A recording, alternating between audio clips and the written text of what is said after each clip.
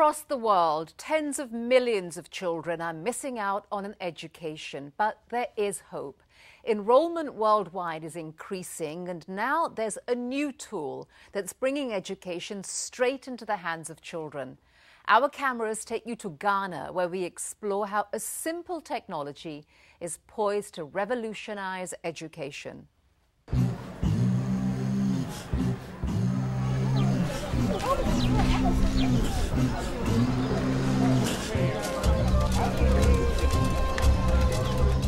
It's market day in this small Ghanaian village. It's also a school day. Living here is 14-year-old Gideon, a boy determined to do something exceptional with his life. And he believes education is the key to getting him there. But for him and so many others in Ghana, school is often a distant dream. Gideon begins his day caring for his 7 brothers and sisters.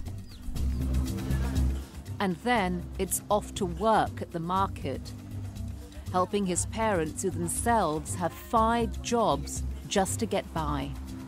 At 14, Gideon has already worked more than half his life. I was 6 years old when I started working with my parents.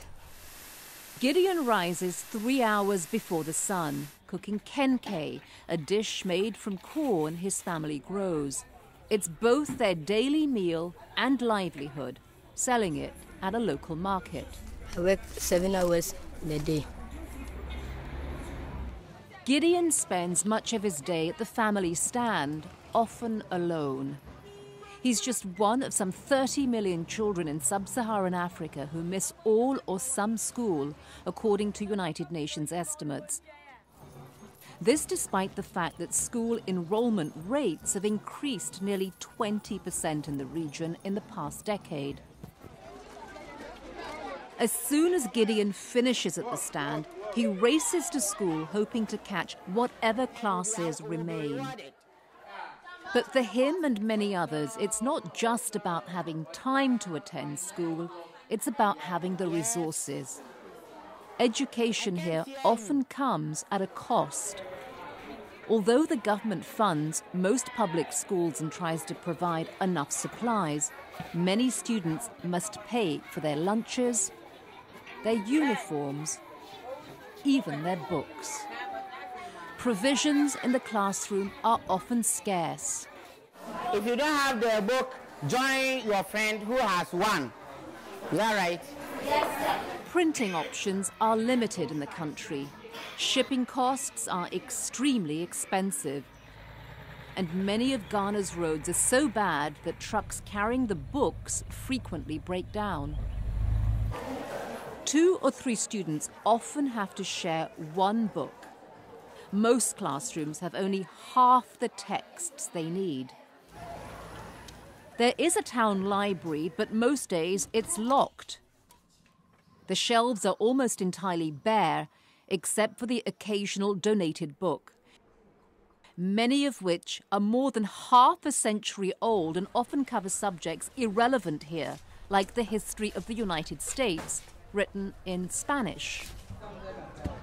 Despite all of this, Gideon says he won't stop dreaming of his future. Then I would like to be a teacher because it's someone who has helped me. If I stop schooling, I don't know what will happen to my life.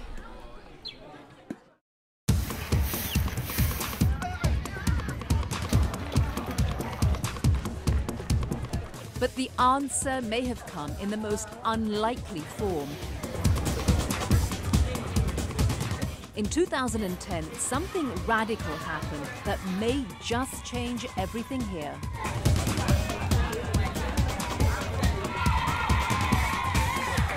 How many books do you hold in your hand? 6. Can you hold 4,000 books in your hand? Go. With this, now you catch. malaria. This is called an or electronic reader, and many believe this modern technology has the potential to revolutionize education, not just here, but in other remote areas across the globe. Rumor, all of you. Rumor. Again. Rumor. Again. Rumor. There's 1 billion children in the world currently, in the developing world, that don't have an effective education system. Colin McKelvey is co-founder of WorldReader, a non-profit that hopes to transform education with e-readers and e-books.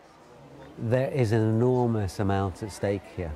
The e-reader, and more importantly, the communications with the e-reader using the telecommunication technology, is just such a potent solution to this challenge.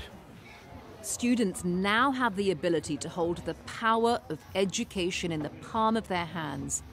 Utilizing Africa's rapidly growing communication technology, Africa is the second largest mobile market in the world.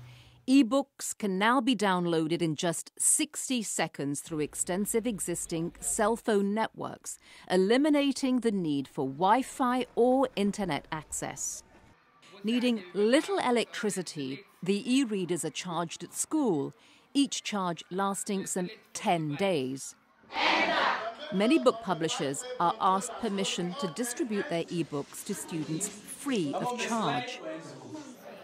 While students devour the content in school and at home, some gain more than just an education.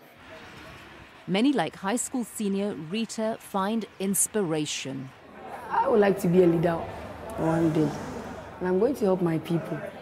I would like to be a barrister.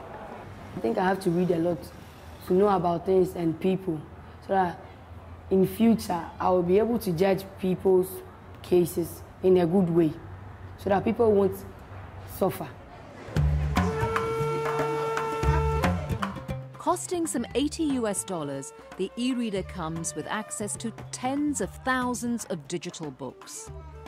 Purchased with private donations and government grants, this technology is already in 5 countries in sub-Saharan Africa, and WorldReader hopes that within the next 5 years, this education revolution will reach children worldwide, from the rest of Africa to South America to Asia.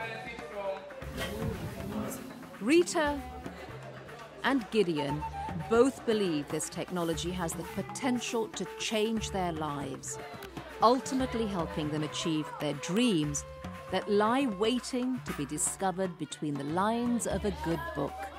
You have to read more to know more about what's going on this earth.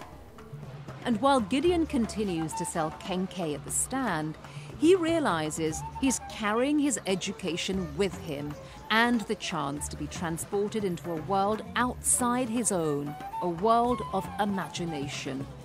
He need only look down, he says, to realize that he just may be holding his future in his hands.